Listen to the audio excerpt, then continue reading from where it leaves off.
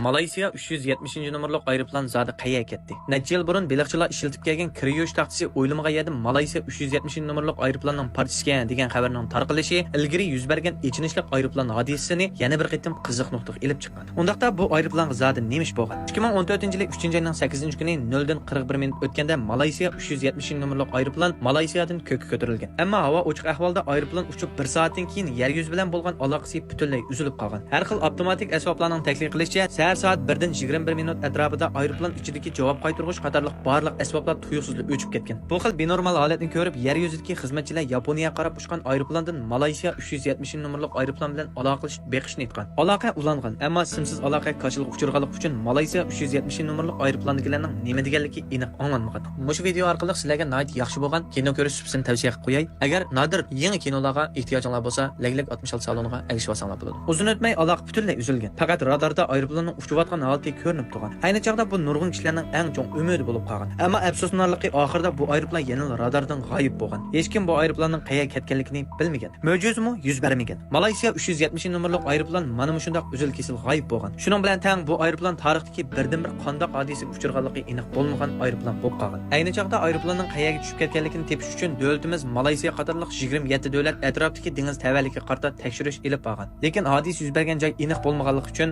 uzun mezgillik tekshirishmi natijasiz qolgan. Faqat sonliq ma'lumotlar orqali aeroplanning janubiy Hind okeaniga tushib ketganligi muqimlashtirilgan. 2015-yil 1-oyning 29-kuni Malayziya aviatsiyasi rasmiy holda bayonot e'lon qilib, aeroplandagi 239 odamning hammasi hodisa uchirdi degan. Hali hamma odam umidan uzib bo'lgan shu chaqda tekshirish atrofida 7-oyning 26-kuni Reunion oroli atrofidan bir aeroplanning parchasini topgan. Kasbiy kishilar buni tekshirib, bu parcha dal Malayziya 370 numaralı aeroplanning parchasi deb bekitgan. Kaynidan har qaysi davlatning tekshiruvchilari kaynlab nurg'unlagan aeroplan parchalarini topgan. Ammo eng qimmatli bo'lgan Qorqutini yana topamagan. 2018-yil 5-oyning 10-kuni Malayziya hukumatı Amerikaning ma'lum dongliq dengiz okean izlash atridi bilan hamkorlashganligini e'lon qilgan. Bu shirkat o'ziga ishongan holda biz 180% Qorqutini topa olamiz degan. Va'dasiga amal qilish uchun shirkat 8 dona eng ilg'or bo'lgan dengiz osti tekshirish asbobini ishga solgan. Hamda dengizning 5000 metr cho'nqurligini qidirib tekshirgan. Biroq hamma odam intayin umid kutgan bu izlash xizmati shu yili 5-oyning 29-kuni rasmiy mag'lub bo'lganligini jakarlagan. Shuning bilan bu ish to'g'risidagi har xil gumonlar maydonga kelgan. Hatto bu ish tashqi plan odam bilan munosabatli degan qarashlarmi chiqishga boshlagan.